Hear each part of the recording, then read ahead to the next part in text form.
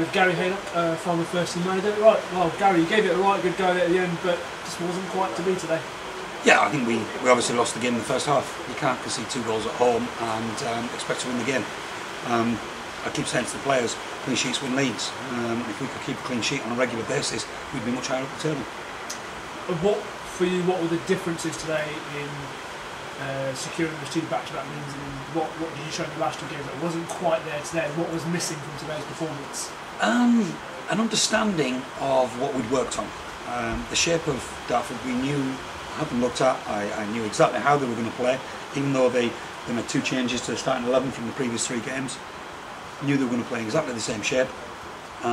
Informed the players about that, worked on it defensively, worked on it attacking wise, worked on what we're going to do on transition of possession. And then the players took that and threw it away, basically in the first half. Went absolutely bananas at half time because of that, because really the first half performance negated all the work we'd done in the last 3 days. And if we're not going to, we work specifically, we don't just turn up and practice our passing and heading and shooting, we work specifically on our shape and the position shape. We didn't do that the first half. The second half we did, we locked onto their midfield 3, got the ball wide, and we had an extra kick in our step, an extra half a yard, and that is purely and simply a mental approach to the game. Then as Dartford tired, we then came into it more and more, and you could probably look and say we're a little bit unfortunate not to get something from the game. But if you give a team a 2-goal start, you're going to lose the game week after week, and that's what we've done.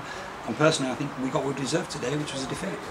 You put Callum Cobb in there, who's a hugely promising young player who's got a great future ahead of him in the game. But I mean, how much did you miss Ashwin in there today? I mean, how much of a loss was he?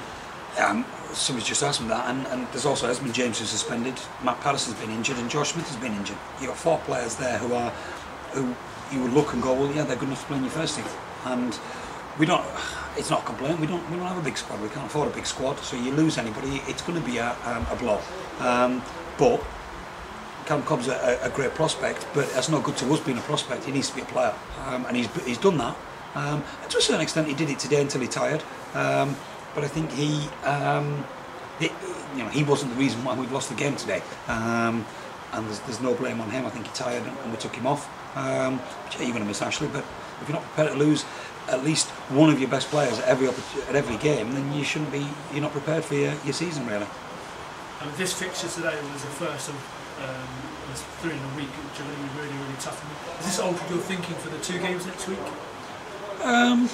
No, because this game went exactly the way I thought it would do. I thought if we did what we talked about in training, then we wouldn't have lost the game today. But you know, we then, because we had a plan then for if we did go a couple of goals down or a goal down, and we had a plan if we went a goal up, and we switched to that, and we almost nicked it at the end, almost nicked something at the end. But no, you treat each game separately, take on board the points that have been raised by this game, and then approach it in the way that you think is the right way to do it. Thank you. No problem. Thank you very much.